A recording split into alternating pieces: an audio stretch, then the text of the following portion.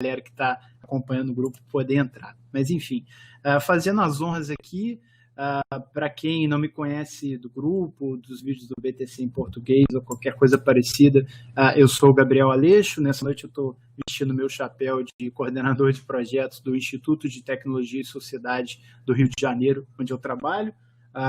Obviamente aqui no Rio, estou vendo o César Rutovich, um prazer, um frequentador assíduo lá das nossas reuniões presenciais do Bitcoin Hub aqui no Rio. Eu trabalho no ITS há 2 anos, nas frentes de Bitcoin, segurança digital e educação online. Tenho o prazer de ter idealizado e estou liderando desde março o projeto Bitcoin Hub, no qual a gente realiza reuniões quinzenais, algumas presenciais e outras online, justamente para levar discussões e novos conhecimentos, novas ideias sobre o que está acontecendo no Bitcoin no Brasil e no mundo. Já falamos com o Rossello uma vez, né, Rossello, junto com o pessoal lá da Zapo, super bacana. Boa noite, pessoal, que está entrando aí, muito legal ver algumas figuras, alguns nomes conhecidos, super bacana. E sem mais delongas, eu já anuncio aqui que a nossa ideia é justamente ouvir tanto o Fábio Anjos, da Hexbit, quanto o Rossello Lopes, da CoinBR, sobre a adoção do Bitcoin no Brasil, né? O Fábio Anjos, acho que as duas figuras aí, bem conhecidas da comunidade, não preciso exatamente apresentar, mas só contextualizar que eu estou aqui um pouquinho no papel de observador, de escutar o que eles têm a dizer, e também de ser um pouquinho provocador no sentido de colocar algumas perguntas para estimular o pessoal a fazer perguntas aí também. Vocês podem ir comunicando aqui pelo chat, e depois de uns 30, 40 minutos de exposição inicial, eu vou abrir espaço para quem for no time daí, quiser usar a câmera e o microfone para perguntar, ficar à vontade. Acho que a gente pode começar aí talvez com o Fábio. O Rossello está movimentando sua câmera e está dividido entre o churrasco e a conversa. Não, estou brincando. Podemos começar com o Fábio aí, depois o Rossello faz suas considerações iniciais. Fábio, fala um pouquinho para a gente aí. Hoje eu estou invertendo o papel, quem entrevista sou eu. Não, estou brincando, é todo mundo. Fala um pouquinho do teu papel aí com Bitcoin, como é que isso daí começou e como é que em tão pouco tempo você já faz esse trabalho absurdo aí de evangelização com tanta gente, para que a gente comece a entender aí como é que funciona essa brincadeira que virou coisa grande aí em Aracaju. Gabriel, Celo, pessoal que está acompanhando, boa noite. É um prazer estar sempre fazendo regatas aqui na comunidade. Já é um costume aqui, toda semana a gente está fazendo um. Dessa vez agora com o Bitcoin Hub. Então, eu conheci, deixa eu fazer um breve resumo aí da minha pequena história com o Bitcoin. Eu conheci o Bitcoin em outubro, ouvi falar a primeira vez em outubro do ano passado. Em novembro eu resolvi ler sobre o Bitcoin, estudar.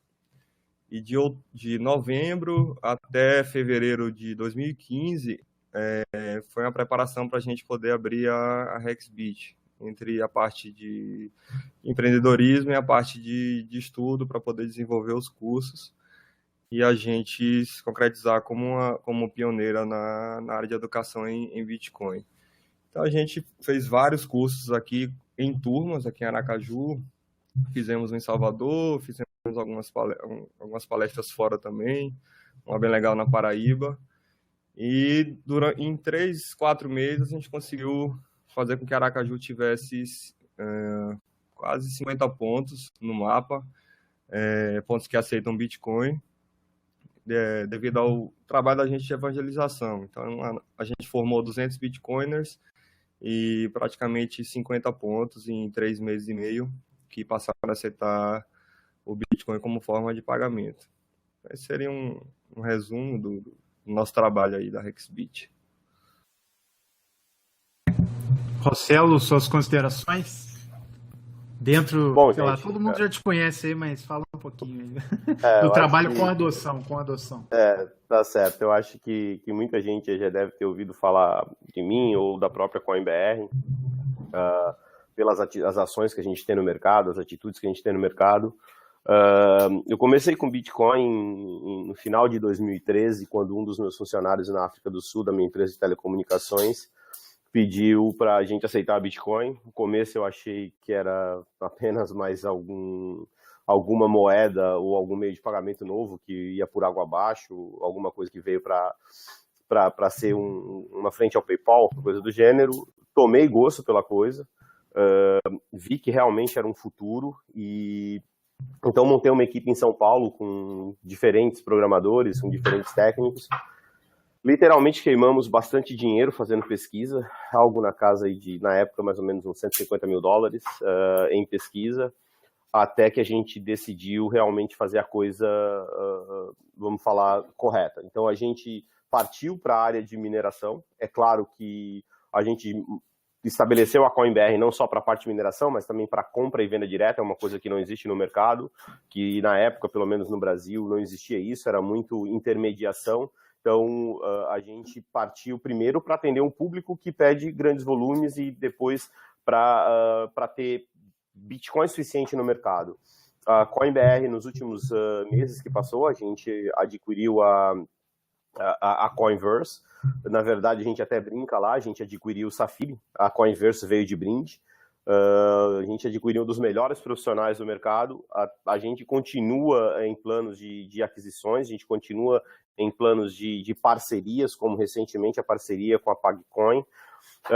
Tem algumas outras parcerias que a gente não pode anunciar ainda no mercado por questões de NDA e coisas do gênero.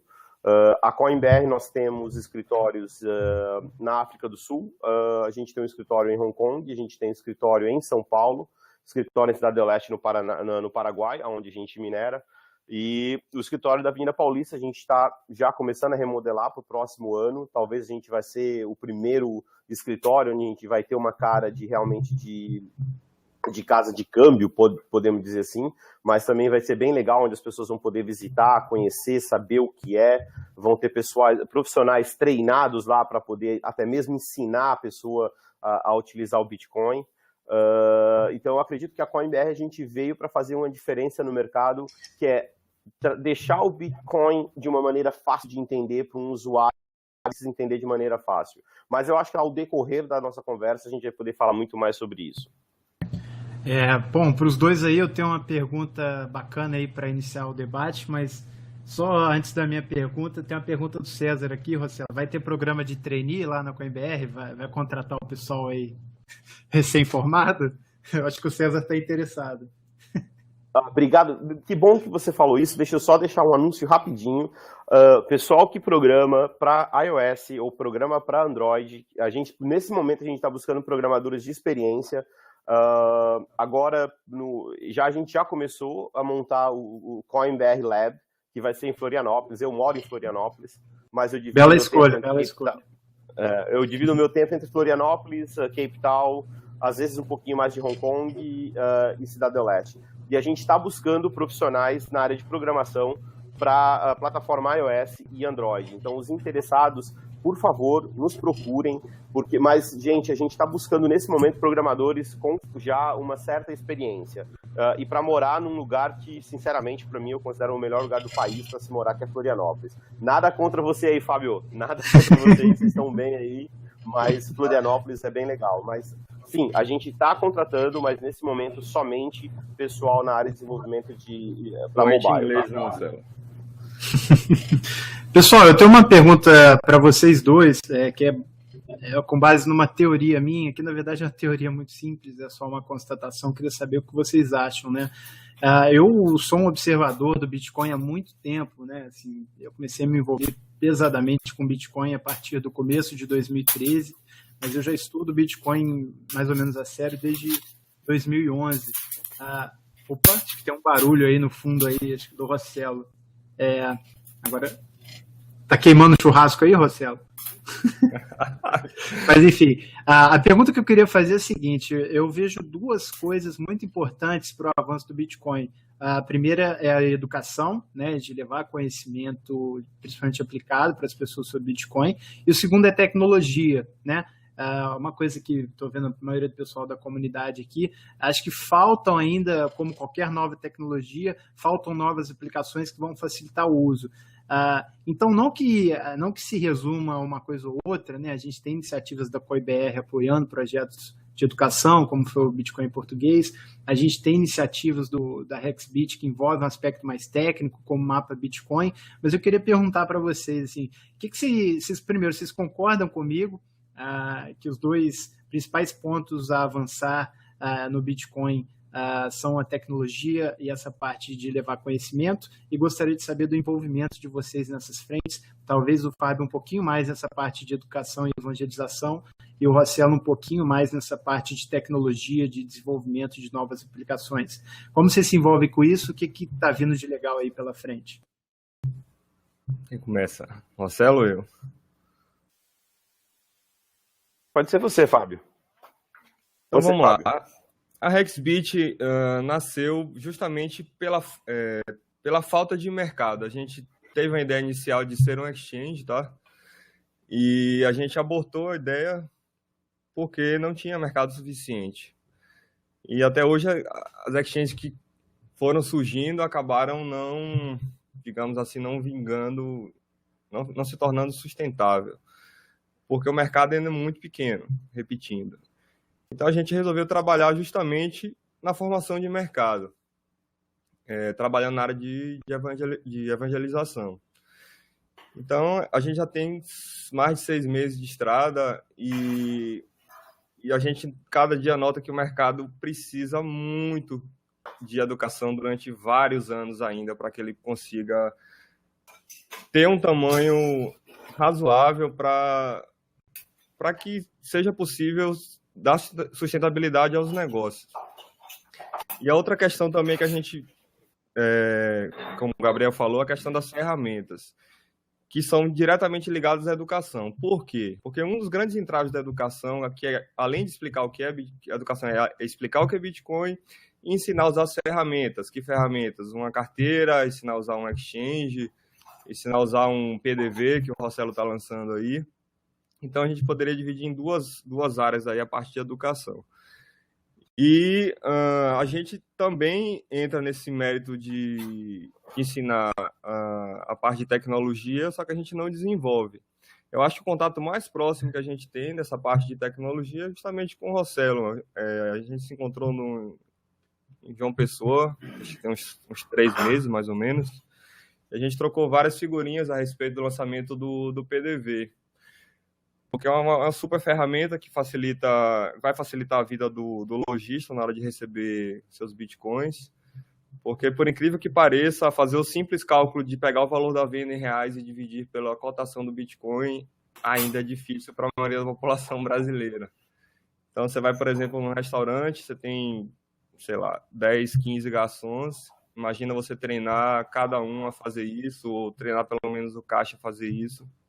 A gente tem... O problema de educação no Brasil começa inicialmente na educação básica ou no ensino médio, que é bem precário no nosso país, e acaba refletindo em tudo. Então, trabalhar com Bitcoin não é simples para a maioria da população. Você trabalhar com 8 casas decimais, o cara não sabe fazer um cálculo de soma ou de subtração, imagina uma divisão com tantas casas decimais.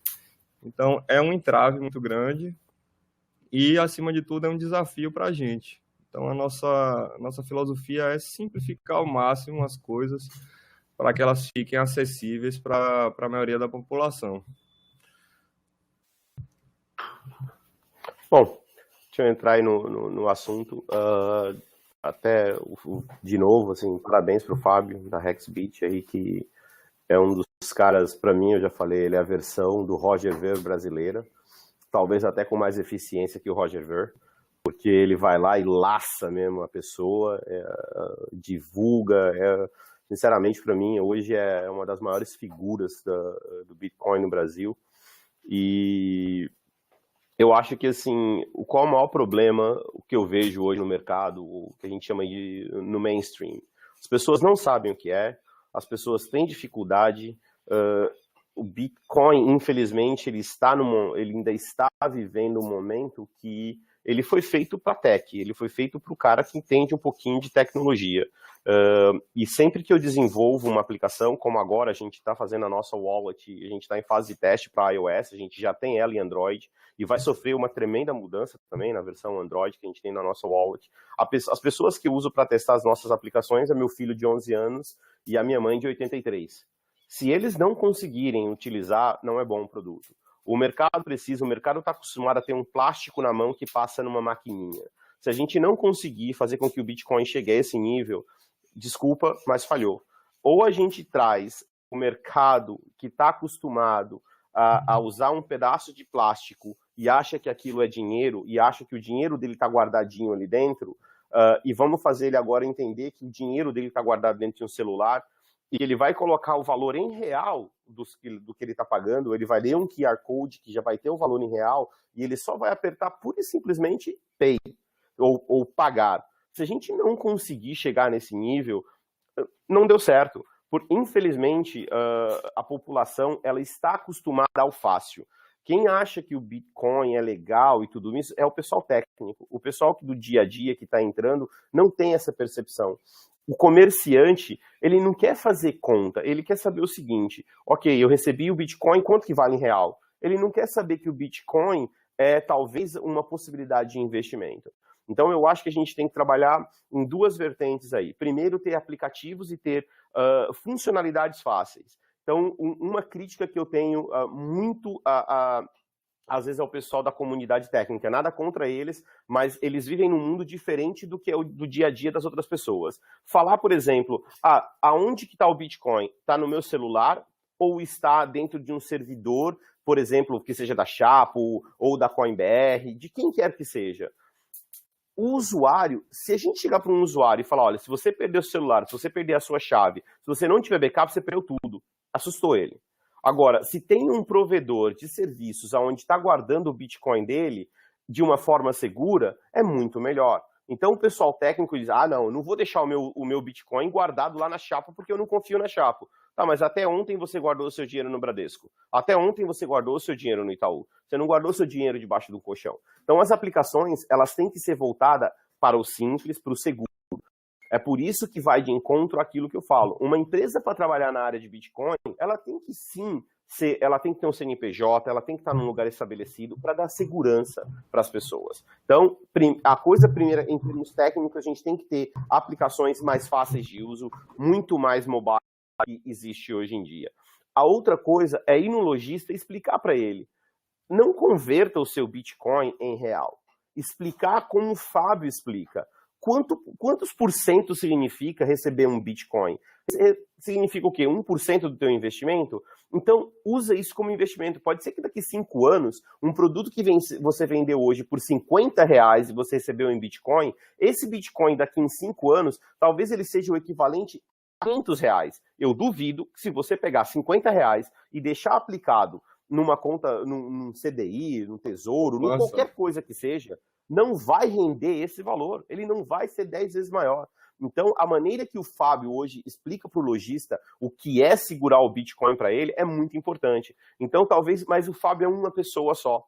Então, talvez a gente precise de mais Fábios pelo Brasil, explicando da mesma maneira. Falar para o lojista, olha, aceita Bitcoin, que em primeiro lugar você está ali no topo da tecnologia. Outra, se você pegar o seu Bitcoin e deixar guardado de uma maneira assim, pode ser que daqui a um ano você venda e a viagem dos sonhos à Disney vai ser muito mais barato do que você imaginava. E detalhe, já está em Bitcoin. E aí você vai pegar o seu Bitcoin, colocar no cartão da $100, você vai colocar no cartão da DV Cash ou da Satoshi Tango, qualquer um dos cartões. Então, você não tem o IOF, mas espera aí, mas o Bitcoin pode cair a zero. Investimento de alto risco possibilita alto risco. Logo, você está dizendo, você pegou 1% do seu faturamento e pôs um investimento de alto risco. Se você perder, foi 1%.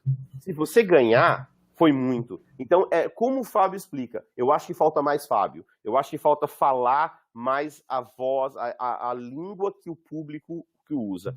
Do nosso lado da CoinBR, a gente tem aí o PDV, que a gente deixou muito simples para qualquer lojista aceitar Bitcoin. A gente está desenvolvendo em conjunto com a XBit, para que não seja surpresa para ninguém.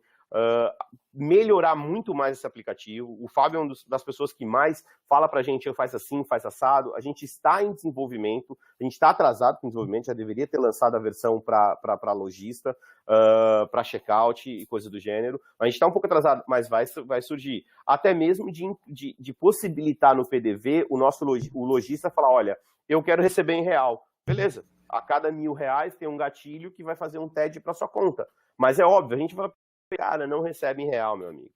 Segura em Bitcoin. e dessa maneira a gente está já falando para o que ele tem que fazer. Então, tecnologia a gente está desenvolvendo. A gente está desenvolvendo uma wallet em português, nós somos a única que tem em português. A gente está desenvolvendo uma wallet para iOS, a do Android já está pronta, qualquer um pode baixar, basta ir em carteira.coinbr.net e está lá disponível. A versão do iOS, provavelmente até o final do mês, até o final da segunda quinzena agora, já deve estar disponível. Então, a gente tem trabalhado para falar a língua da população. A CoinBR em São Paulo, nosso escritório em São Paulo, a gente, a partir do ano que vem, nós vamos passar a ter eventos lá para educar as pessoas a usar. A gente vai ter um caixa lá para uma pessoa para poder explicar como é que baixa. Então, a gente vai tentar alinhar a tecnologia ao que o mercado precisa. Pessoal, muito legal, eu acho muito bacana, inclusive, o Marcelo comentar que está ouvindo o Fábio, né? Eu sei que sou extremamente puxa-saco falar isso para os dois aqui, mas é mais pelo trabalho, né, do Fábio mesmo, de estar muito próximo do lojista, né? Então, acho que ele vai concordar até comigo, né, Fábio? Você não está ouvindo o Fábio, né? Você está ouvindo centenas, sei lá, de pessoas que ele já convenceu a trabalhar com Bitcoin. Você queria fazer um comentário, Fábio? Que eu vi que tem algumas perguntas aqui. Sim. O Marcelo falou sobre a questão de manter o pagamento em Bitcoin.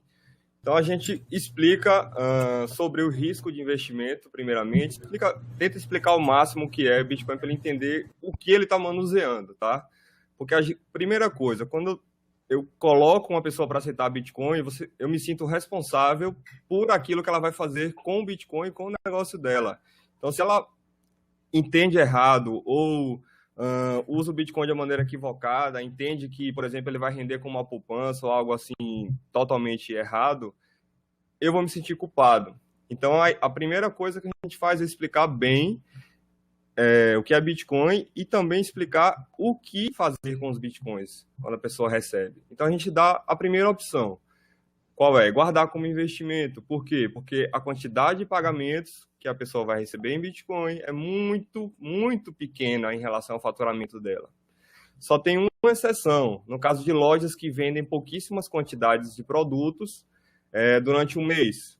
Ou se ela for vender um produto que seja caríssimo e ele vai influenciar no fluxo de caixa, por exemplo, mensal da empresa.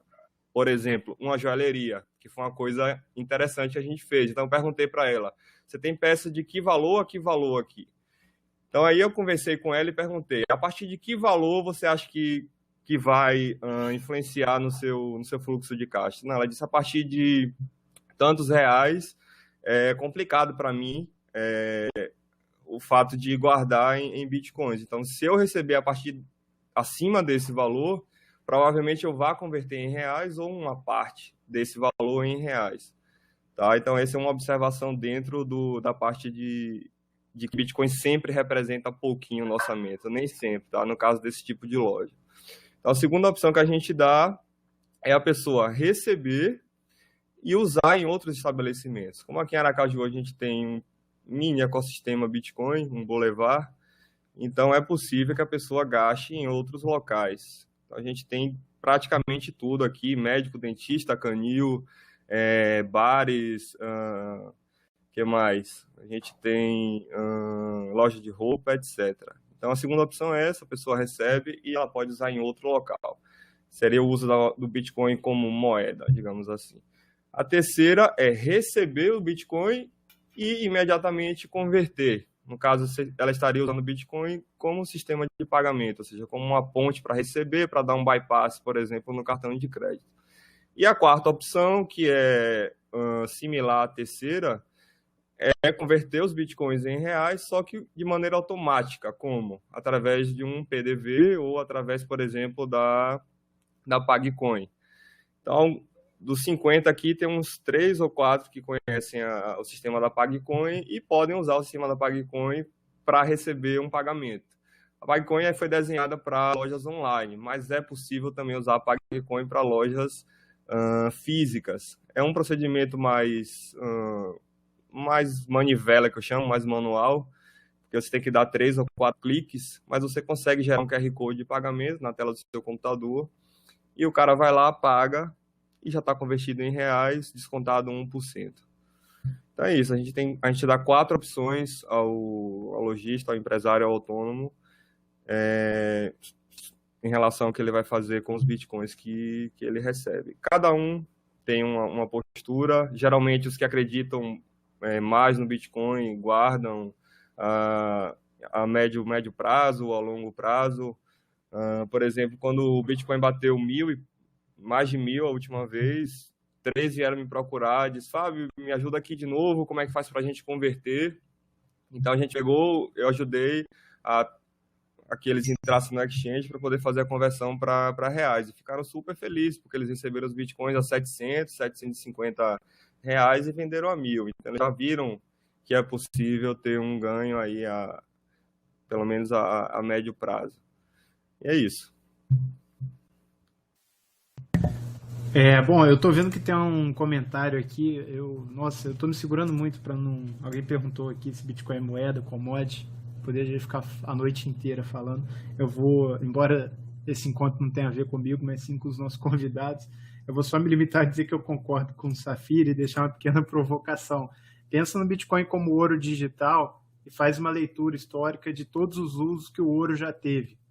Né? Moeda, ornamento para uso industrial. Agora pensa o Bitcoin, que além de ser ouro, ele é digital. Né? Aí a gente entende por que o Bitcoin pode ser tanta coisa e por que cada um tem uma visão e que, na verdade, por ele ser essa commodity digital, ele pode ser tanta coisa. Mas, ok, não vou me estender nessa discussão, senão a gente não acaba.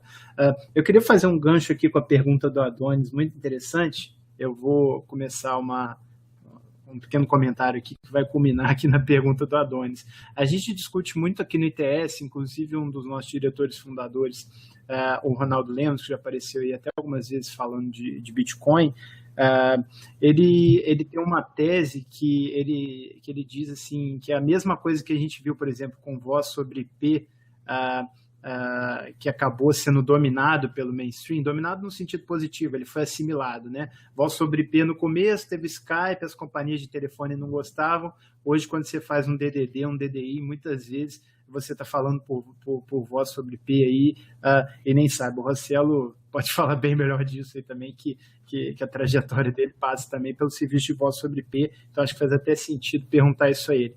É uma tese, eu muito sinceramente, não é porque ele é meu chefe que eu vou ficar em cima do muro, mas ainda não apreciei essa tese para...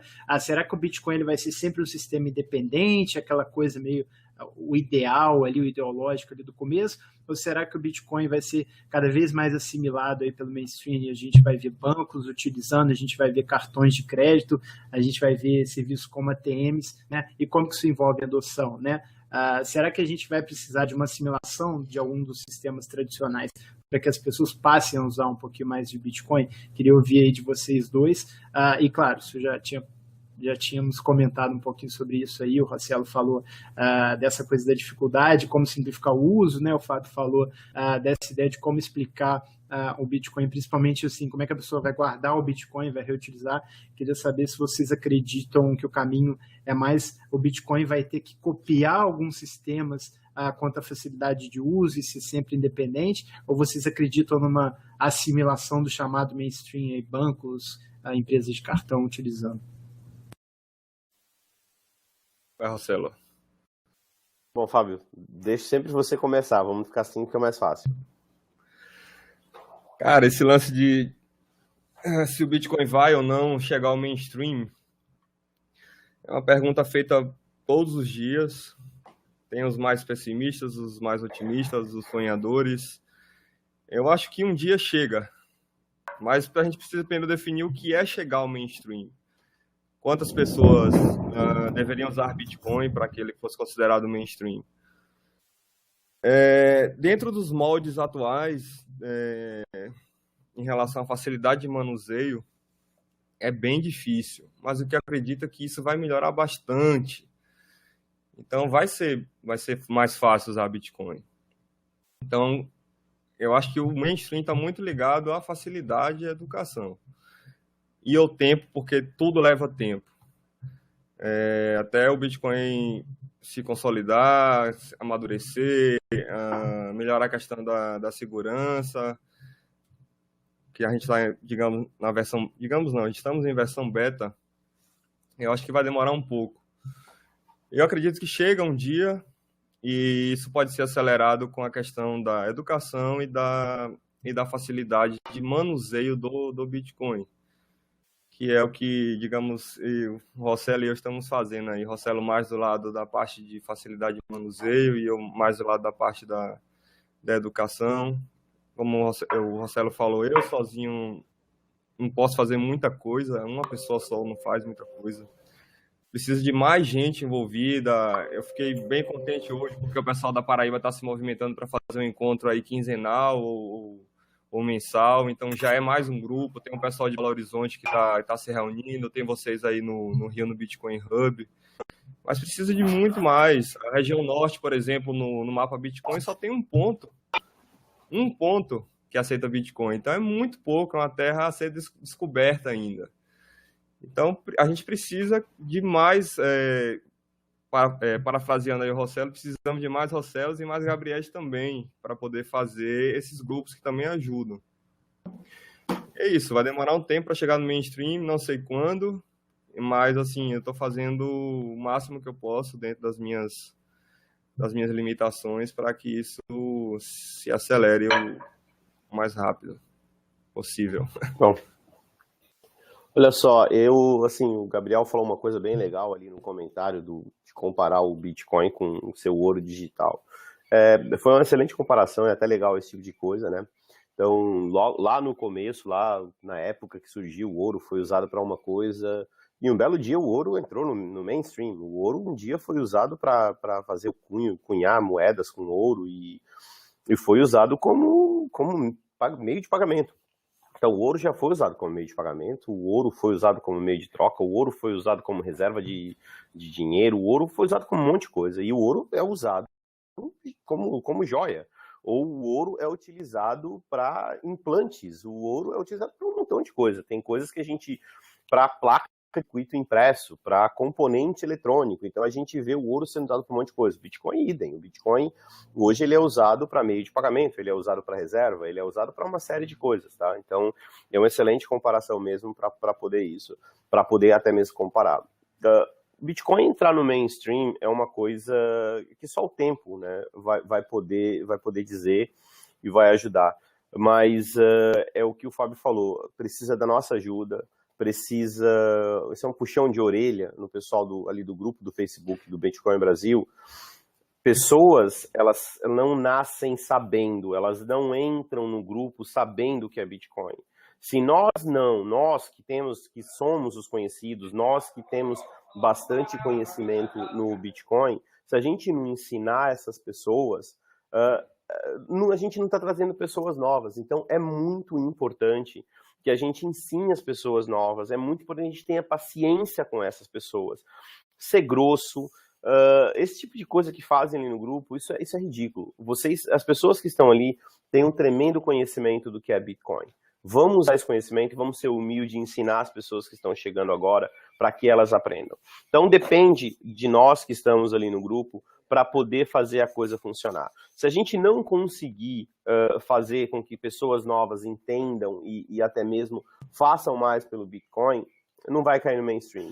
Mas eu acredito que vá, porque a gente tem feito um trabalho bastante árduo em cima disso, a gente tem trabalhado muito. O Safiri, assim que ele voltar da merecida lua de mel dele, a gente vai encabeçar isso aí no mercado. Eu tenho certeza que nós vamos sofrer muitas críticas, eu tenho certeza que muita gente vai dizer, mas vocês defendem a regulamentação, mas isso dá muita conversa ainda.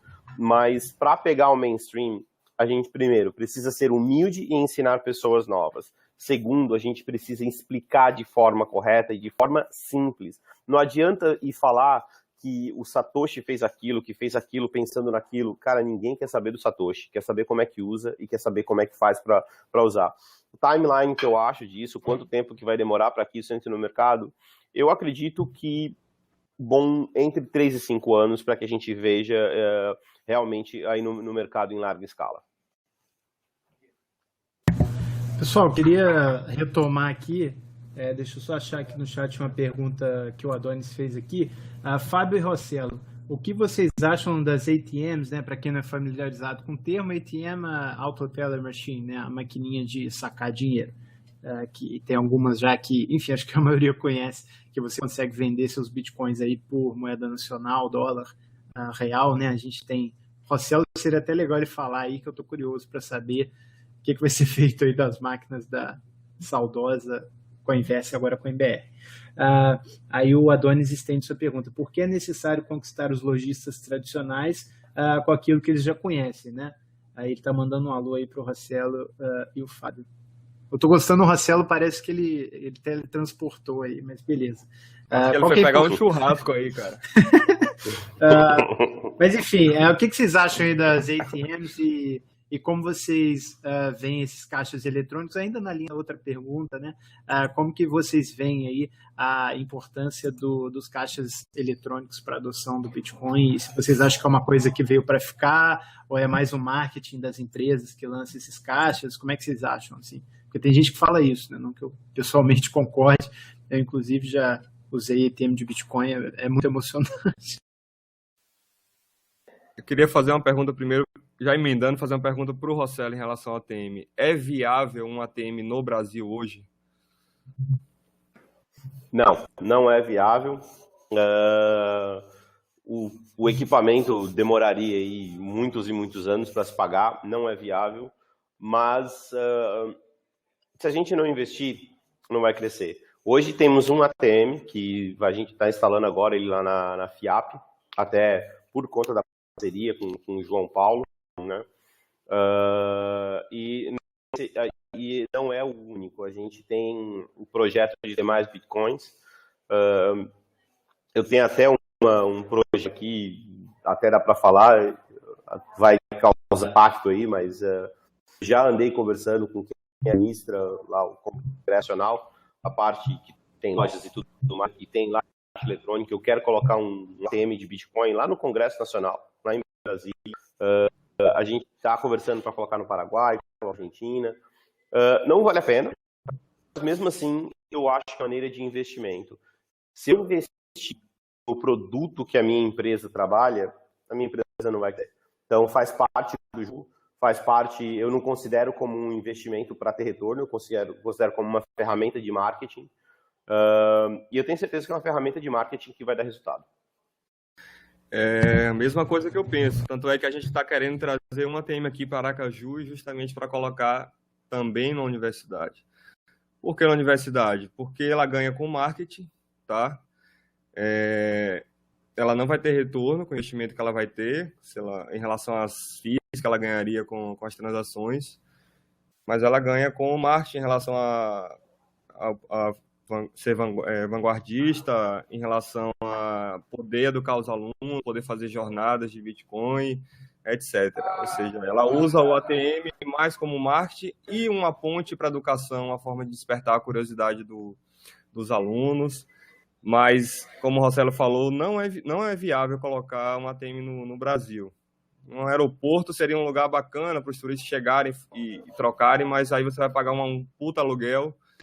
Aí o aluguel acaba inviabilizando esse investimento. Mas, assim, se a gente pudesse ter várias universidades ou várias empresas que tivessem essa visão de ganhar com o marketing no Bitcoin, seria bem bacana. Só, a gente falou muito aí de internacionalização, né? O Safir, especialmente, está trazendo alguns casos, né, relacionados a ATMs aí fora do Brasil, né?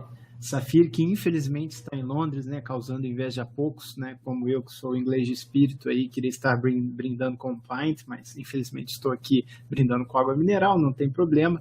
Mas a pergunta que eu queria lançar sobre essa questão de internacionalização, queria lançar uma pergunta aí tanto para o Fábio quanto para o Rossello. Vou botar um exemplo bobo, eles podem expandir a resposta aí para casos mais amplos. Eu queria saber, olhando empresas internacionais aí, se vocês se inspiram em alguma, o que vocês aprenderam aí. Por exemplo, Fábio, o que você aprendeu aí, o que você aproveita do CoinMap, o que você acha que dá para melhorar do CoinMap no mapa Bitcoin? O Rossello aí, o que você aprendeu com os mineradores chineses, com as empresas que fornecem teu equipamento aí internacionalmente? E queria saber se vocês se inspiram em alguma empresa estrangeira ou se internacionalmente vocês buscam alguma parceria. Rossello, eu sei que é muito próximo aí do pessoal da DVCast, da Zapo, da Phoenix e tal, e várias coisas. Então, para quem não sabe, a Hexbit criou o mapabitcoin.com.br, que hoje é o mapa de referência aqui no Brasil. A gente fez da maneira que deu para fazer, com os poucos recursos que a gente teve, pouco recurso e muita vontade, porque a gente demorou, acho que quase 2 meses para poder cadastrar todos os pontos. É um trabalho braçal com a ferramenta que a gente tinha e tem até hoje. E o CoinMap foi uma inspiração. Na verdade, o CoinMap foi uma inspiração. Estão me escutando? Alô? Eu coloquei o mapa aqui para o pessoal ver. Ah, bacana. O negócio aqui tá moderno, viu? Esse aqui tinha caído. Então, esse aqui é o genérico, é o CoinMap, esse aqui é o bom, é o mapa Bitcoin. Então, o principal motivo de ter criado o mapa Bitcoin, mesmo tendo o CoinMap, foi a questão do idioma, tá? O CoinMap ele é todo em inglês, é você querer ser muito exigente com o povo, querer que todo mundo fale inglês e vá lá se cadastrar. Então, ninguém quer ter trabalho. Se você quer desenvolver uma coisa, você tem que fazer a parte trabalhosa para as pessoas. Então, a gente criou o mapa Bitcoin, fizemos o primeiro relatório que saiu tem 15 dias, 20 dias no máximo, que a gente fechou até o dia 31 de agosto. E a gente dividiu também em setores da economia, tentou tratar os dados que a gente tem. Eu vou até dar uma lida aqui para o pessoal que não viu o relatório. Então, o Nordeste hoje possui quase metade dos pontos do Brasil, 48%. A cidade de Aracaju possui 50 pontos, 1/3 do Brasil, sendo a capital brasileira do Bitcoin. Os setores que mais aderiram ao Bitcoin foram os setores de serviço, com 45%, profissionais liberais e autônomos com 20% e o comércio com 18,67%. A região norte possui apenas 1 ponto e nesse exato momento a gente ainda não tem um ATM. O ATM da Coinverse, que era situado... Tem um microfone fazendo muito barulho aí. O que houve? Não é o meu, não. Acho que era o do Rossello, tá? Agora foi. Tá, e o último dado é a questão do ATM, que a gente tinha um na Rua Laboriosa, da Coinverse, que agora vai ser remanejado lá para a FIAP, se eu estiver enganado, me corrijam. E é isso. O mapa, na verdade, a grande motivação do mapa foi a questão do idioma do CoinMap. Nosso mapa ele ainda é muito primário em relação à tecnologia que a gente usa, em relação às ferramentas de busca, visualização, etc. Mas a gente está buscando melhorar isso. A versão 2 do mapa vai sair agora. Hoje é que dia? Hoje é terça. Deve sair na quinta-feira, com os pinos já divididos, separados por cores, ou seja, por horários de atuação na economia. Então é mais um passo adiante e a gente espera que na versão 3 a gente já volte com pelo menos essa ferramenta do CoinMap de você ter o agrupamento dos pontos. O Gabriel é mais expert do que eu nessa área, não sei como é que se chama isso.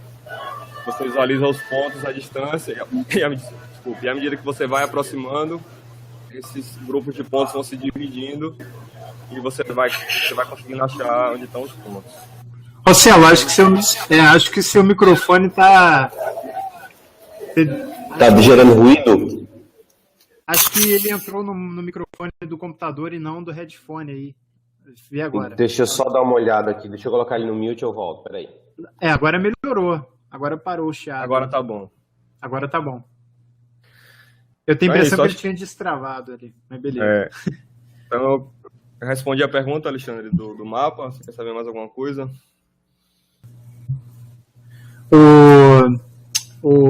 Fábio, tem uma pergunta aqui que eu achei bem interessante, enquanto a gente aguarda aqui o comentário. Ele perguntando, depois a gente coleta aí a opinião do Rossello também, você acha que os próprios lojistas poderiam ser vendedores de Bitcoin e não só aceitarem o Bitcoin na venda? Será que a gente poderia ter uma espécie de local Bitcoins aí dos vendedores vendendo Bitcoins? Só fazendo um comentário que complementa essa pergunta, a gente tem um serviço muito interessante, né? Inclusive tem gente aí do calibre do Nick Szabo, né? O cientista da computação lá americano, que a gente acha que ele é o Satoshi. Ele elogiou muito, né, o serviço daquele Abra, né?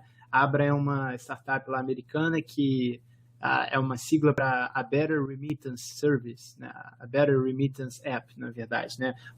Que seria em português traduzido livremente, um aplicativo melhor para fazer remessas, que funciona justamente dessa maneira mais peer-to-peer, né? Você quer comprar e vender bitcoins aí por moedas nacionais, você pode fazer isso diretamente com pessoas, com indivíduos aí da sua cidade, da sua região. Então, a pergunta que fizeram é interessante porque já está na linha de algumas aplicações que estão sendo criadas. O que vocês acham, Rossello, e acho que principalmente Fábio, dessa pergunta? Tem espaço para lojistas venderem, negociarem diretamente os bitcoins que eles recebem? Talvez seja meio complicado aí do ponto de vista legal, né? Já me chama a atenção. Então, primeira questão da dificuldade de... vamos lá.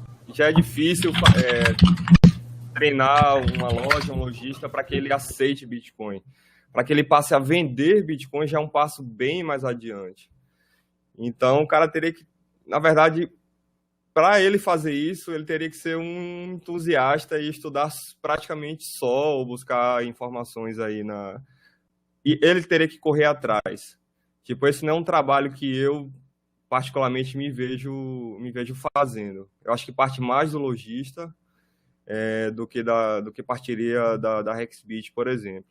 E demanda muito mais conhecimento para poder fazer uma coisa dessa. O cara tem que saber de cotação de mercado, tem que saber um pouco de exchange. Acho que aconteceria se o cara fosse dono de uma loja e em casa ele fosse trader, algo assim. Mas assim, eu não vejo como uma coisa que vá se desenvolver tão cedo, não.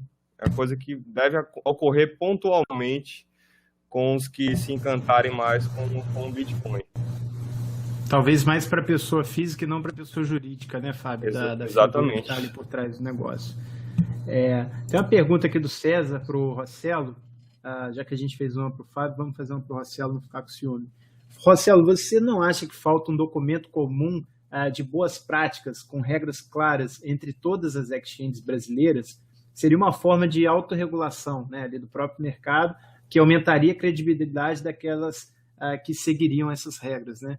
Acho que você entendeu o que o César está falando, tipo uma certificação ISO do Bitcoin, né? Talvez uma regulação que livremente as empresas pudessem aderir para o cliente saber que elas são sérias.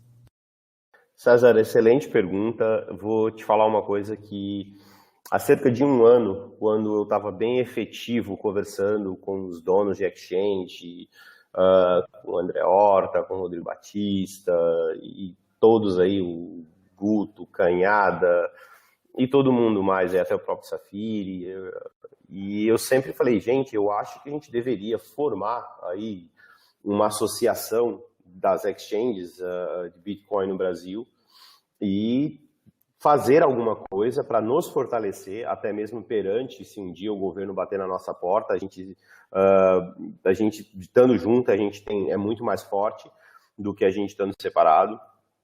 Qual que é o maior problema? Primeiro, número 1, casar agendas. Número 2, tem toda uma questão de logísticas e custos envolvidos aí no meio. Às vezes, a visão que eu tenho do Bitcoin não é a mesma visão que tem do pessoal da BitInvest, não é a mesma visão que tem o pessoal do mercado Bitcoin. Então, a gente tem que começar a pensar isso, como, por exemplo, todos os exchanges deveriam ser proibido de receber depósito em conta, só pode ser TED, deveria ser dessa maneira, mas um mercado tão pequeno, onde está todo mundo com a faca no meio da boca, ali na faca nos dentes, brigando pelo seu ganha-pão, eu vou dar um exemplo que serve para todo mundo até mesmo entender. Sexta-feira a Foxbit arrebentou, vendeu bastante Bitcoin, sexta-feira passada, e tudo bem, houve uma certa... A gente foi responsável aí por 150 Bitcoins do volume deles, e entre outras coisas mais. De outras exchanges, a CoinBR constantemente, nós compramos Bitcoin nas exchanges, Não é constante, mas a gente vai ter uma política agora até mesmo de divulgar quando a gente está fazendo isso, para que as pessoas saibam. Mas usando o exemplo da Foxbit, que parabéns para eles mais uma vez, eles depois falaram, o Rodrigo, que é da Blink Trade, divulgou o volume que eles fizeram, que foi, não sei, acho que aproximadamente, sei lá, 1 Bitcoin. Difícil. Então, imagina para uma exchange fazer 1 Bitcoin de FII por dia, quando eles tiveram um volume razoável, é brincadeira. A gente está dizendo que ele faturou R$1.000. Então, a gente está falando, ele tem todo o custo dele, tudo isso.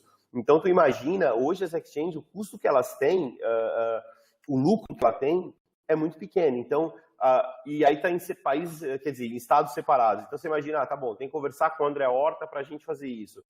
Mas existe Skype. Quando a gente está dizendo de fazer um código, a gente tem que sentar, a gente tem que discutir, realmente tem que estar lá pessoalmente. Então, todo esse custo de logística para as exchanges pesa no bolso. Então, é difícil. Cada um defende os seus interesses. Então, é mais difícil ainda. Por isso que quando eu falei, eu sou favorável, sim, a uma intervenção do governo, ou do Banco Central, ou da CVM, alguém fazer uma intervenção ao ponto de tentar iniciar uma conversa de regulamentação, é justamente para que eles possam definir para onde a gente tem que caminhar. De novo, eu sou favorável a uma regulamentação, sim, eu sou favorável a um código de boas maneiras, sim, mas eu sou completamente contra o governo querer saber quantos bitcoins cada CPF tem. Eu sou contra o governo querer controlar cada uma das carteiras dos usuários. Mas eu sou muito a favor do governo controlar a CoinBR, controlar a Bitcoin to You, controlar a Foxbit, porque só assim o público está protegido. Só assim vai acontecer, se amanhã acontecer uma desgraça com alguma exchange, tem que existir uma maneira do público não ser prejudicado.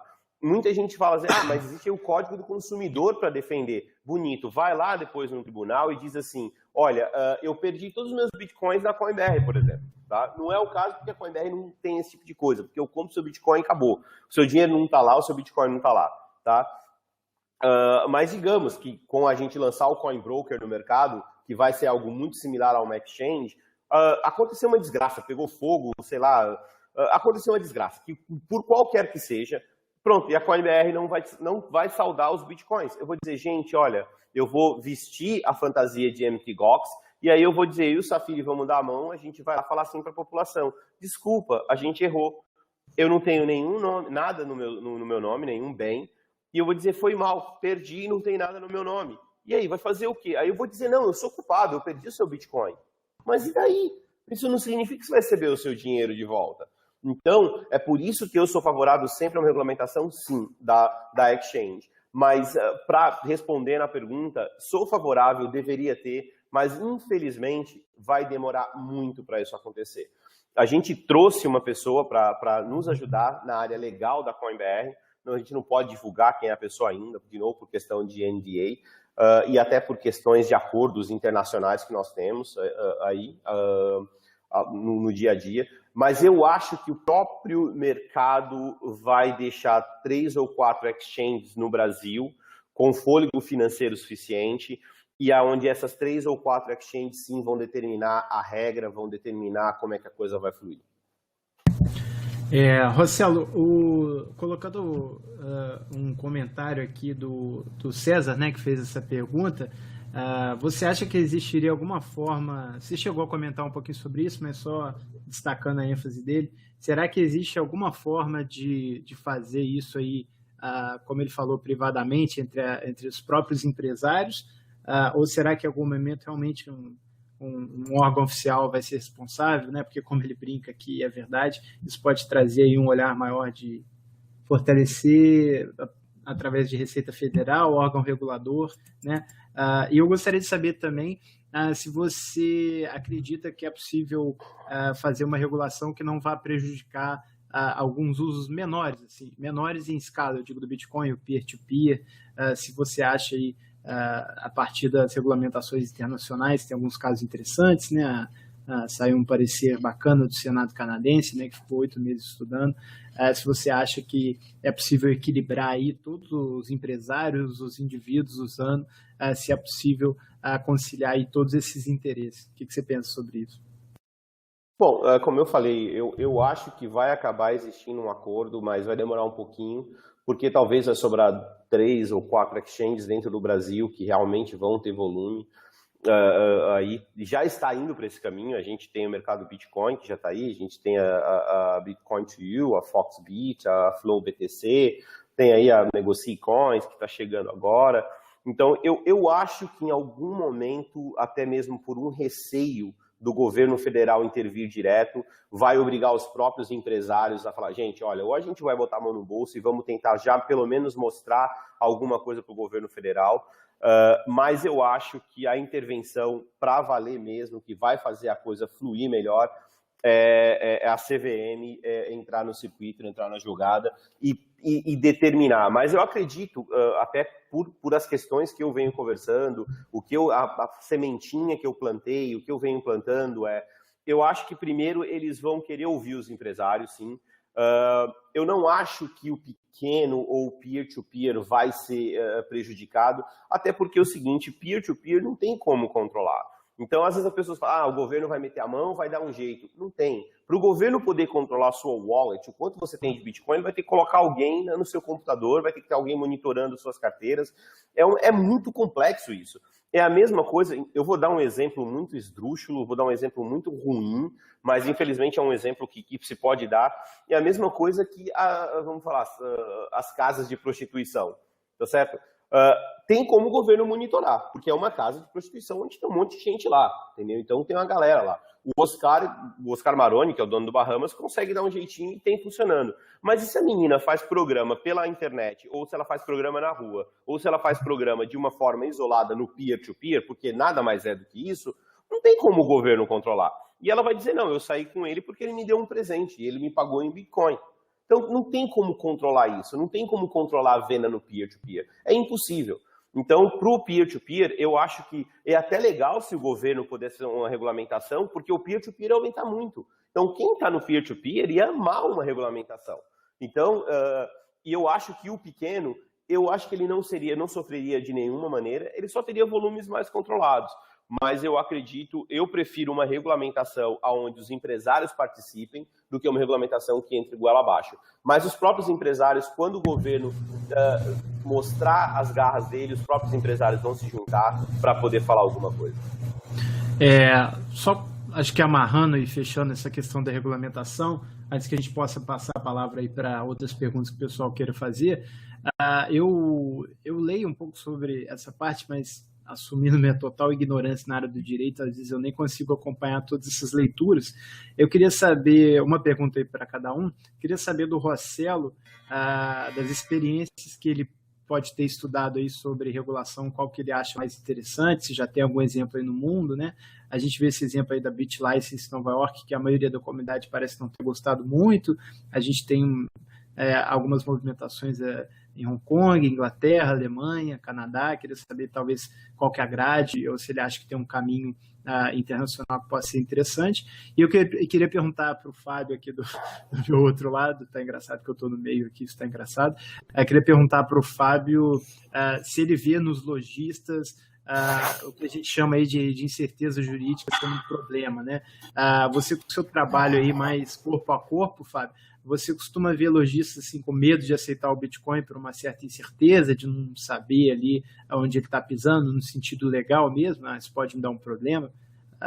Podem... Tá, vamos lá. Eu penso o seguinte, primeiro, lembre-se que a gente tem... o Brasil tem as suas particularidades e, como diz o pessoal do Pinheiro Neto, tem suas jabuticabas. Então, a coisa aqui no Brasil, por mais que a gente use, por exemplo, o modelo do Canadá ou alemão, a gente sempre vai ter que abrasileirar. Eu sou muito favorável, eu vou me corrigir, eu gostei um pouco do que foi feito em Nova York, que você quer trabalhar, você quer ser uma empresa de Bitcoin, você tem que fazer um depósito, você tem que fazer isso, existe um pouco disso. Eu acho que é falha, porque fizeram muita coisa para uma tecnologia que está nascendo. A única coisa que eu acho que vamos ter que reescrever uma lei para isso, não tem jeito, mas eu acho que o caminho para uma empresa ser vender e comprar Bitcoin ou intermediar Bitcoins, eu acho que vamos ter que criar mecanismos aonde o dinheiro que está na conta corrente, de alguma maneira, a conta corrente da CoinBR, por exemplo, eu não posso sacar o dinheiro de lá tão facilmente, ou o Bitcoin tem que estar protegido de uma maneira muito mais talvez mais protegida, vamos falar assim, em termos de regulação. Mas eu acho que a gente vai ter que escrever algo novo. Nenhum dos modelos que estão no mundo me agrada. Essa é uma coisa pessoal. Eu acho que a gente vai ter que testar modelos diferentes, mas uma coisa eu sou favorável.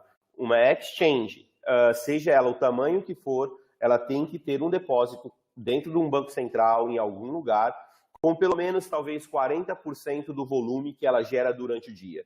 Fala, pô, mas aí você mata o pequeno, você mata a startup.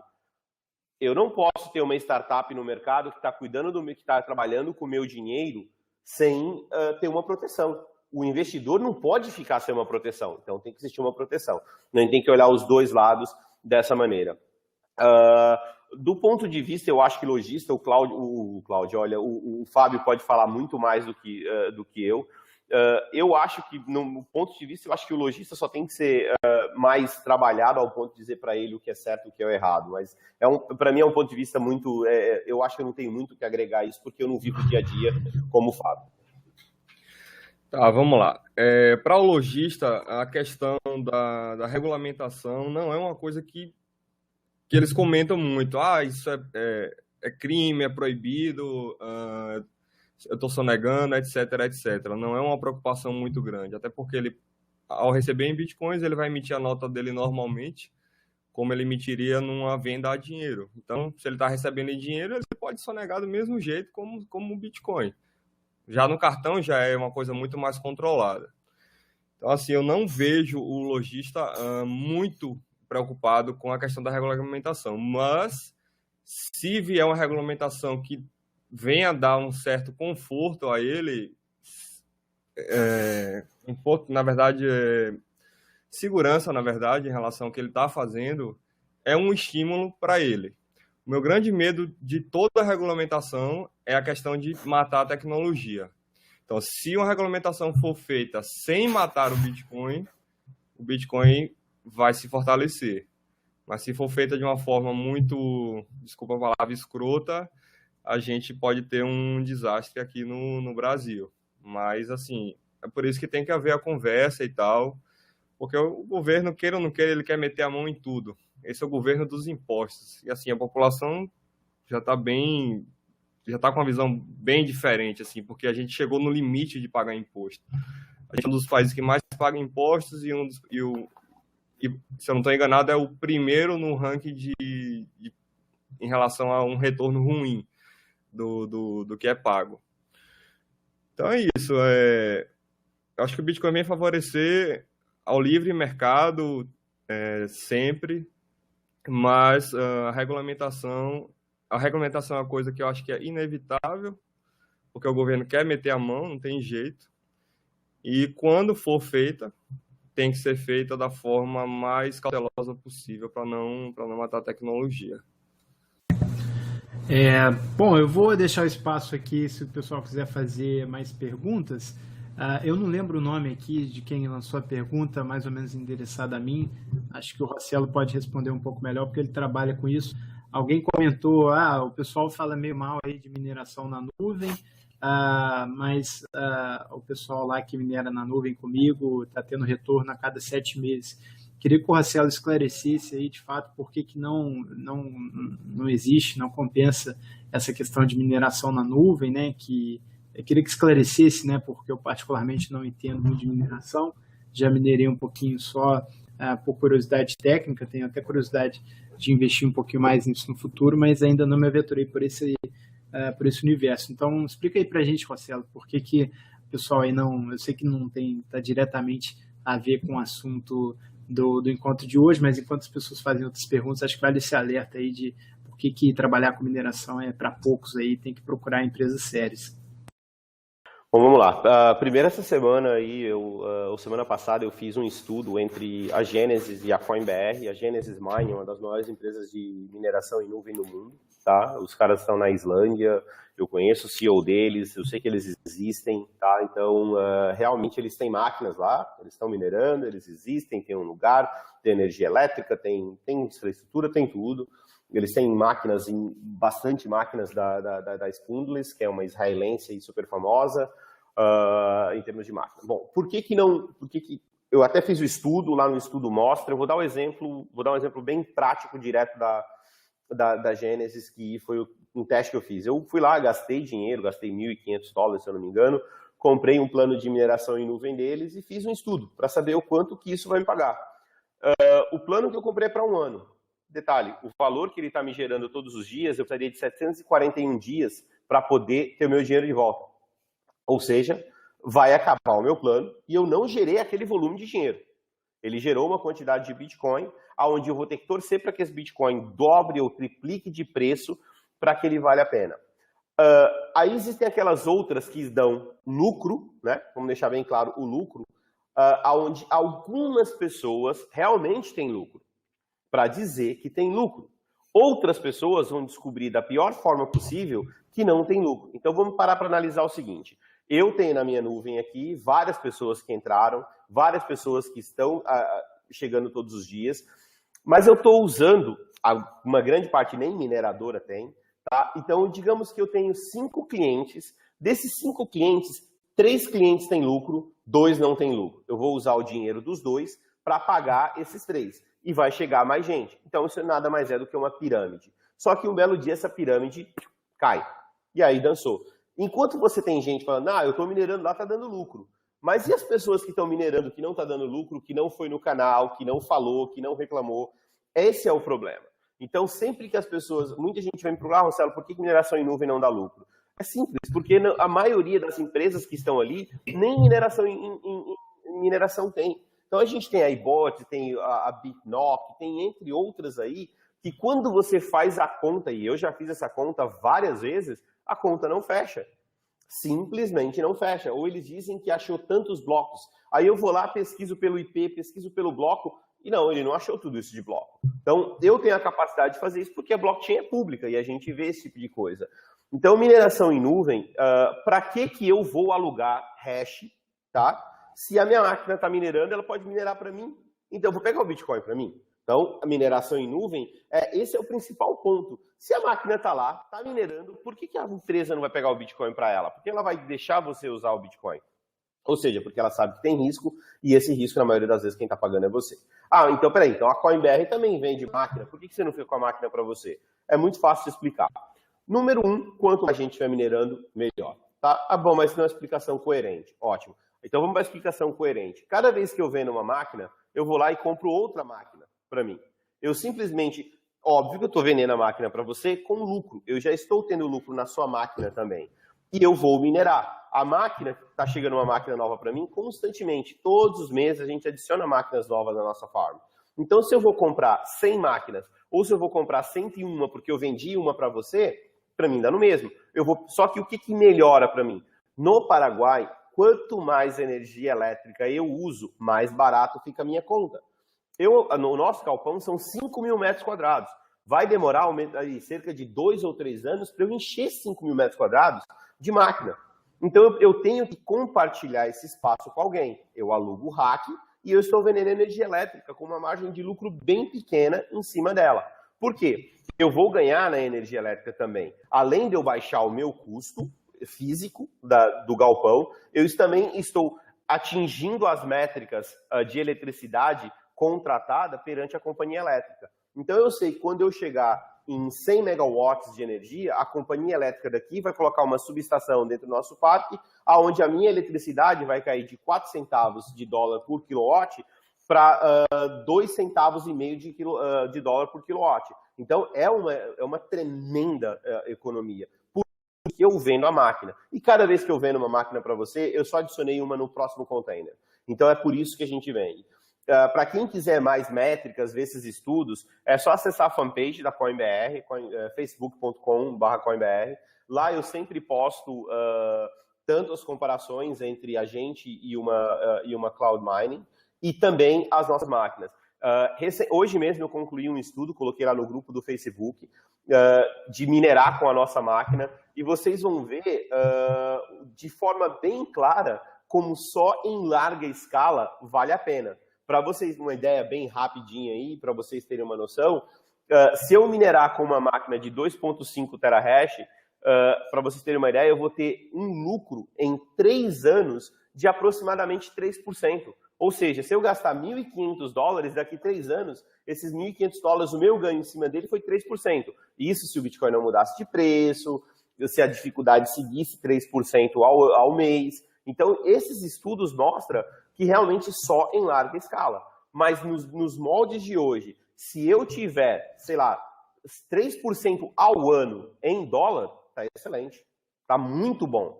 Então, mineração nos dias de hoje não tem o que fazer, não dá para ganhar mais horrores, porque simplesmente mudou, virou em escala industrial.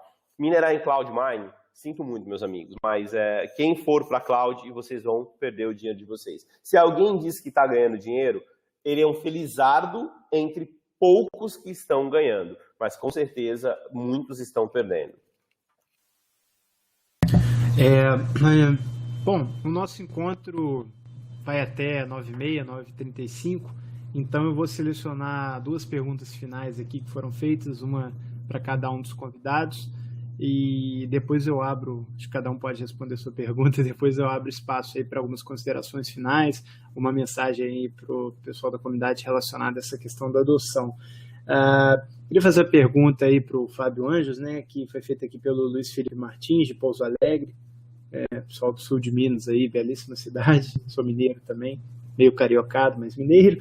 Boa noite, queria perguntar aí, Fábio Anjos, o que falta para o mercado nacional se equiparar ao mercado americano ou europeu na questão de adoção? Queria adicionar essa pergunta aí que o Luiz Felipe fez para o Fábio. Como é que você vê aí, Fábio, o lojista que foi incluído aí na questão do Bitcoin através da Hexbit, se você vê as pessoas estão usando esse lojista, se estão gastando Bitcoin ali ou se ainda é uma aposta futura, assim, e encaixando a pergunta dele, o que o exemplo internacional pode ensinar aí, o que a gente pode copiar lá de fora para melhorar, né? Se o cara não está vendendo muito com Bitcoin, o que a gente pode fazer para ele vender? E se ele está vendendo, o que a gente pode fazer para ele vender mais em Bitcoin? E a pergunta para o Rossello, né, referente... Teve essa notícia do Ethereum, né?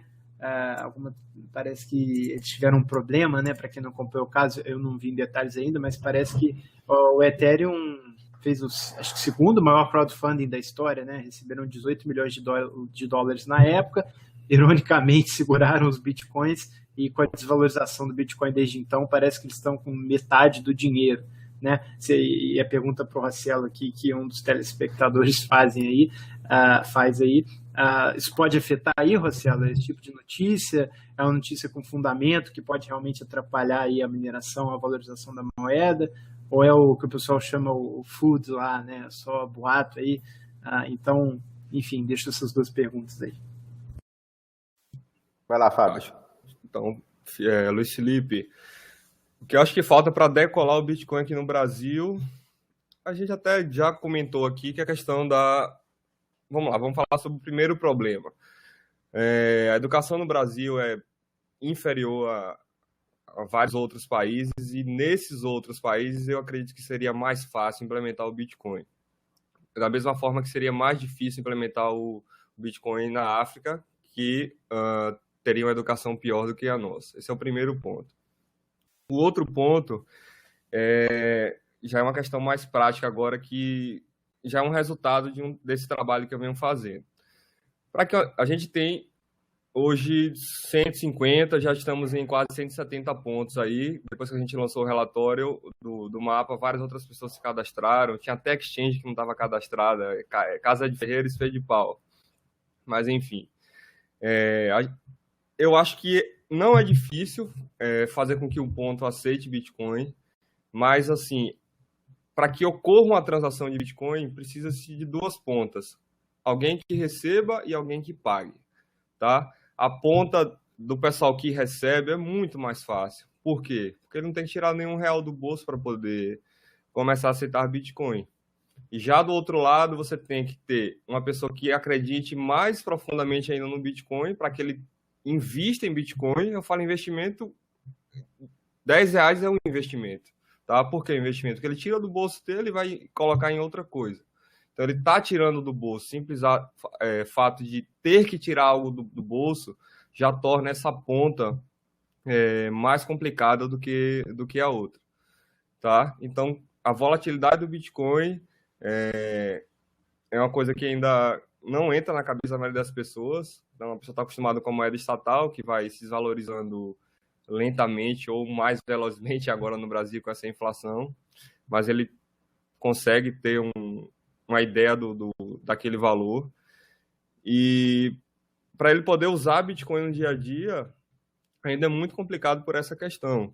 Então, ele precisa acreditar primeiro como investimento e acompanhar o mercado para poder usar o Bitcoin dele somente quando a cotação estiver maior do que a cotação que ele comprou.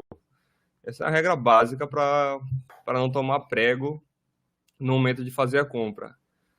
Se ele está usando o Bitcoin que ele comprou na cotação mais alta, está usando para fazer compras numa cotação mais alta do que a que ele comprou, ele está tendo um desconto embutido. Então, esse é o grande ponto a se trabalhar, que a gente vem trabalhando depois que a gente completou os 50 pontos, vem dando mais enfoque a isso, tanto é que a gente fez o curso em vídeo para que a gente pudesse alcançar uma quantidade maior de pessoas. Então, essa ponta é a mais complicada. E ainda tem outro motivo que faz essa ponta mais complicada. Para cada um lojista, eu tenho que ter vários clientes. Então, além de ser mais complicada, ela tem que ser maior do que a outra ponta. Então, esse é o grande problema a se resolver aí nos próximos... Vamos botar no próximo ano aí, e a gente deve ter um resultado em relação ao tratamento dessa outra ponta aí, que é difícil. Mas a gente está buscando caminhos para resolver isso. Bom, sobre aí o tal do Ethereum, né? A gente viu essa notícia e o nosso amigo lá falou. Cara, o Safiri falou uma coisa bem legal, né? Isso até acontece quando você tem um cachorro com vários donos. O Ethereum, eles pegaram, assim, com um crowdfunding gigantesco, pegaram muito dinheiro. Cara, eu vou falar um negócio que o nego vai querer me massacrar. Isso chama-se um bando de garotos promissores sem ter um cara com cabeça liderando um projeto tão bom. O Ethereum é um projeto excelente, mas, infelizmente, a ideia é fantástica, a tecnologia é fantástica, a gente minera Ethereum, mas você vê, o preço despencou. Isso nada mais é que mal administração de dinheiro, então, de clientes e investidores. Então, a gente está vendo aí um boom, todo mundo investindo, chegou um garoto com uma ideia fantástica, vamos pôr um monte de dinheiro porque a ideia é fantástica. Foi mal administrado, colocaram pessoas para administrar mal, e foi mal administrado. Pode quebrar o protocolo ou a tecnologia? Eu acho difícil, porque realmente é muito bom, ainda tem muito dinheiro investido, é claro que agora vão olhar com outros olhos para poder investir, não vão investir tanto assim, a Samsung, a IBM talvez está vendo todos esses erros para até mesmo tomar decisões, ou de repente amanhã eles mesmos botam debaixo do braço e vão colocar todo mundo numa equipe nova, eles estão reformulando toda a equipe. A tecnologia é muito boa, o protocolo é muito bom, realmente foi feito para ter futuro, mas gastaram dinheiro antes do tempo. Eu uso a mesma comparação na 21 Inc. A 21 captou também horrores de dinheiro e recentemente lançou um computador para teste, um computador para técnico, para trabalhar com Bitcoin, para aprender o que é Bitcoin. Parabéns. Eles gastaram horrores de dinheiro para fazer um computadorzinho que é só pegar um Raspberry Pi e fazer. Pô, excelente ideia, né? Então, quer dizer, de novo, é legal, é muito legal, mas eu vejo na maioria dessas empresas que estão aí, profissionais que não têm a menor ideia do que estão gastando o dinheiro do investidor. Então, talvez precisa um pouco mais pessoas entrarem no mercado. E, infelizmente, o mercado do Bitcoin, ou o mercado de qualquer criptomoeda, além de ser muito técnico, estão achando que vai ser a maior revolução desenfreada e que todo mundo vai ganhar dinheiro. É a nova corrida do ouro, onde lá pega uma pá e cavar uma caverna e achar o ouro. Não, não é assim. Eu acho que tem que ser muito bem preparado.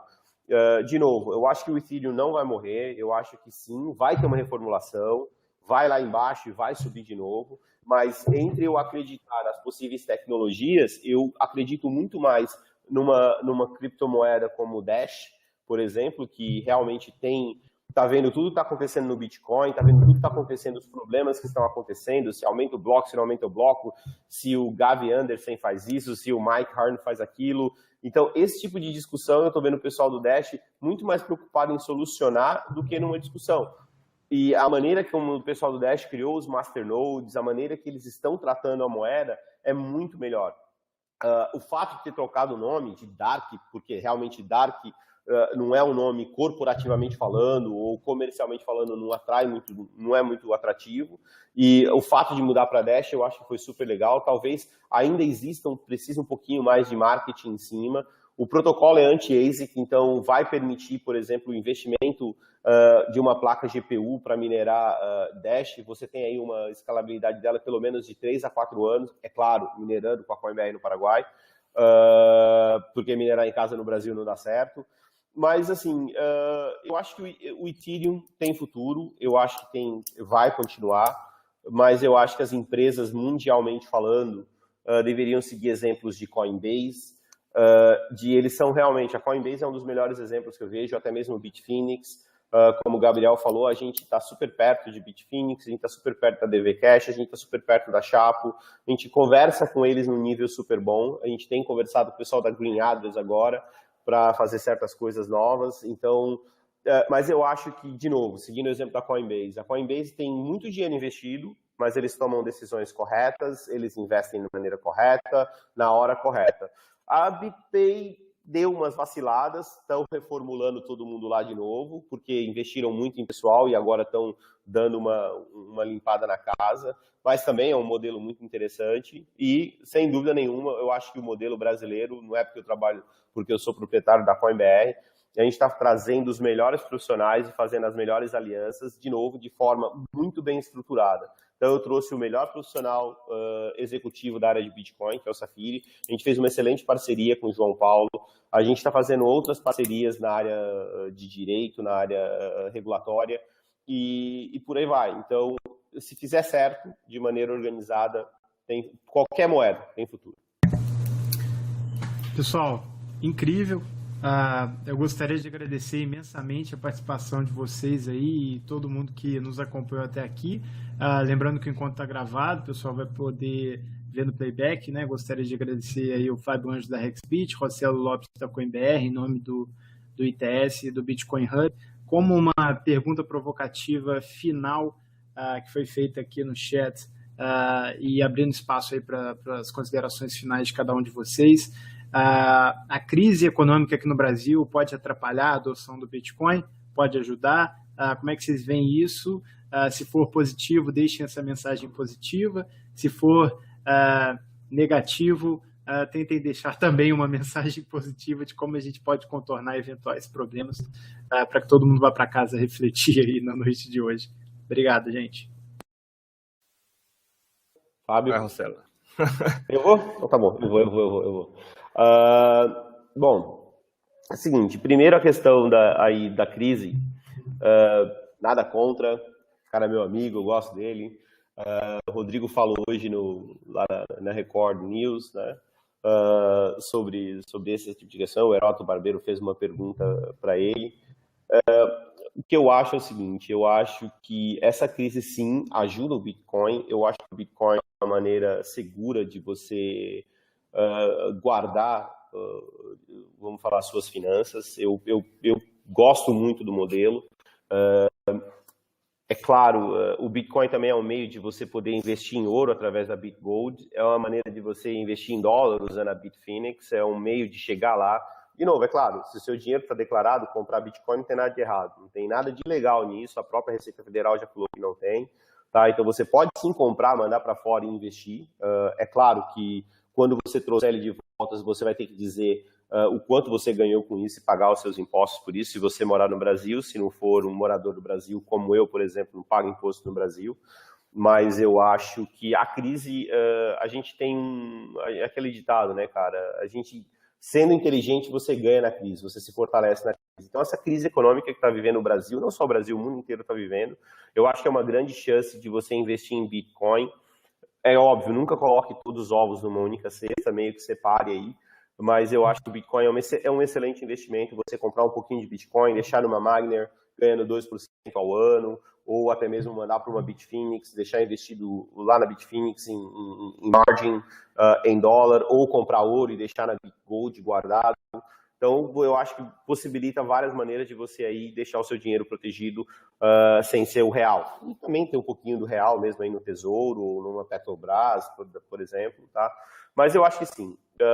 Minhas considerações finais eu vou até fazer aqui um pouquinho de propaganda. Semana que vem a gente estreia o CoinBroker. O CoinBroker vai ser uma plataforma onde a gente vai ter bastante disponibilidade de Bitcoin, onde o usuário que precisa de disponibilidade, precisa de volume de Bitcoin, estamos lá, tanto para compra como para venda. É um projeto que a gente fez junto com o pessoal da PagCoin. Parabéns ao Safiri e ao João Paulo, que trabalharam noites a fio aí para ter essa plataforma rodando, e é só o começo, tá?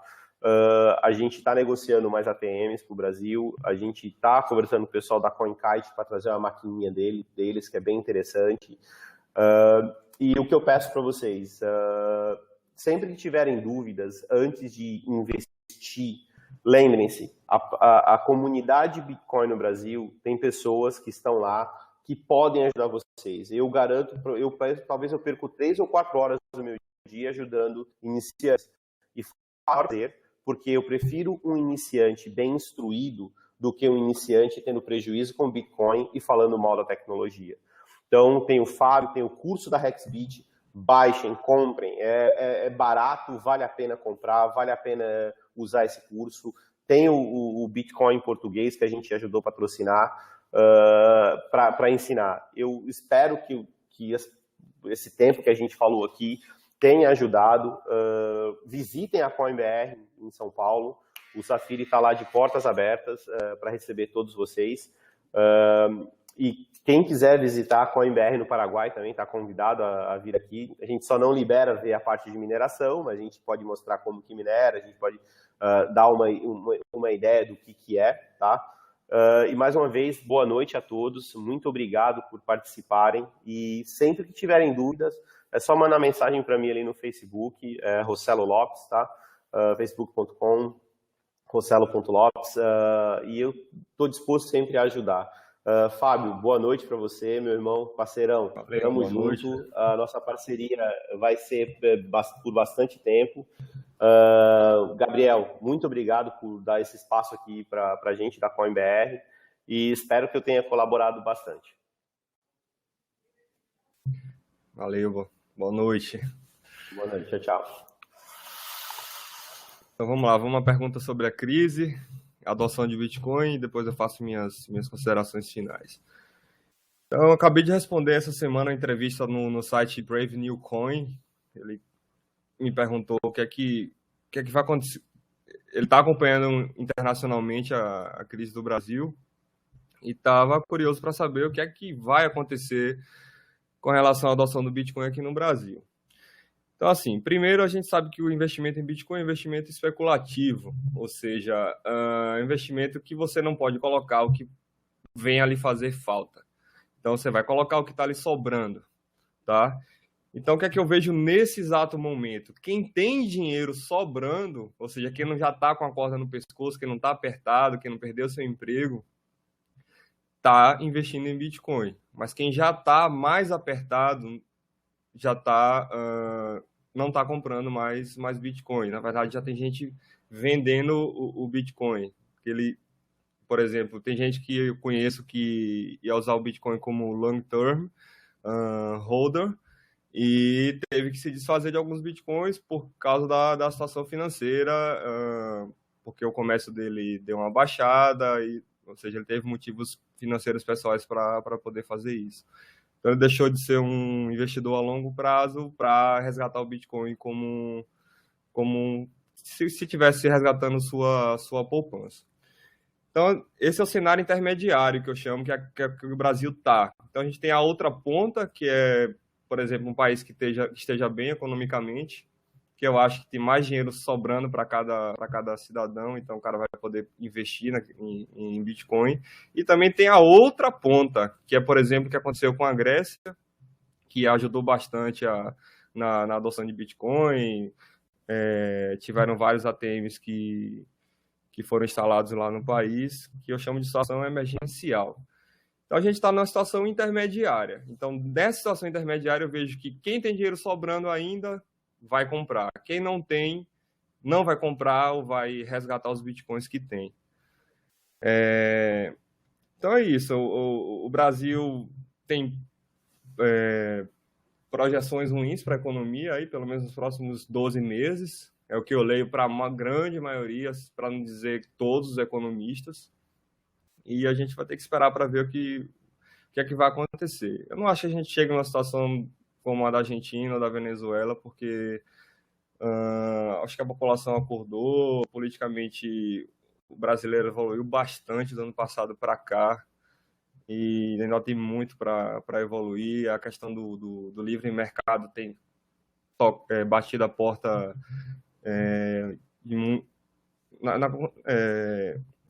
a ideia do livre mercado tem chegado a mais pessoas. Muita gente não conhecia, não sabe da importância desse formato, desse tipo de economia. Então, hoje o Brasil é um estado inchado, pouco produtivo e que já está esfolado de tanto imposto. Então, a população não aguenta mais pagar. Enfim, a gente vai passar por mais uns 12 meses aí de crise. Acredito, repetindo, que quem tem dinheiro sobrando vai comprar Bitcoin, quem está apertado não vai comprar, ou vai vender os Bitcoins para resgatar seus reais. E é isso, eu queria agradecer ao Gabriel pelo convite. Foi um prazer estar aqui. Prazer participar com o Rossello também. Rossello é o cara itinerante da comunidade. Onde tem alguma coisa de Bitcoin, ele bate, ele vai lá, pega o aviãozinho dele e vai. Online é café pequeno para ele. Então a gente está agora tentando marcar um encontro na Paraíba. Ele já se prontificou para ir para lá. Então ele já foi ver meu curso em Salvador. Então ele está sempre presente. É um cara que eu admiro bastante na comunidade, porque ele é um verdadeiro entusiasta. Ele não só fala e gosta do Bitcoin, como ele mete a mão na massa. Ele realmente faz a coisa acontecer. Ele faz mais do que fala. Agradecer a você também, Gabriel, que está desenvolvendo um trabalho muito bacana com o seu canal BTC em português e BTC em espanhol também. Por que não? Inclusive, até a gente está com a ideia, né, Gabriel, de começar a fazer algumas coisas em espanhol para a comunidade latina e promover a interação do Brasil com os outros países. Como é uma ideia, já aproveitando da Hexbit, de trazer temas que não são exatamente Bitcoin, mas que estão sempre ligados a Bitcoin nas nossas programações, como economia, política também, para que a gente possa tirar esse Bitcoin dessa... Eu acredito que a gente viva numa bolha dentro dessa comunidade, então qualquer assunto que não seja exatamente Bitcoin é tido como um assunto não pertinente ou off-topic, digamos. Mas assim, eu acho que a gente tem que começar a abrir espaço para que novas pessoas entrem. Então, por exemplo, amanhã eu estou entrevistando a Helena Margarido na radiobitcoin.com.br, que vai ser no formato de um hangout pelo YouTube. Então, o título que a gente usou na chamada foi o que o Uber, o Bitcoin e a Petrobras têm em comum.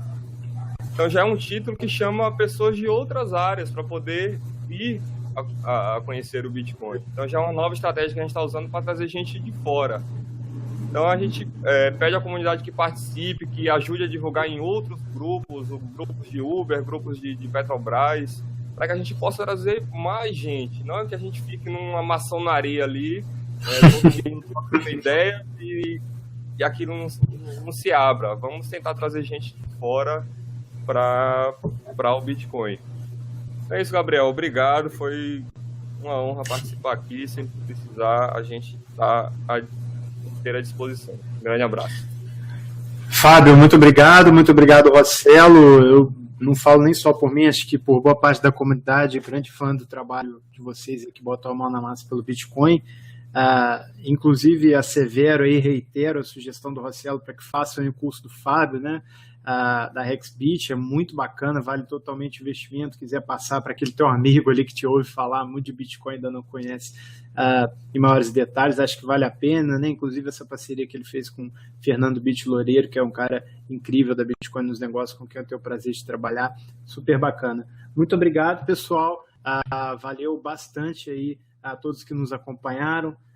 Uma duvidazinha ou outra aí, infelizmente a gente teve que deixar passar pelo tempo e pelo tópico aí, né, que foi mais na adoção, privilegiei perguntas sobre esse assunto. As demais perguntas podem ser encaminhadas aí para o e-mail, tá, gente, de cada um aí dos participantes.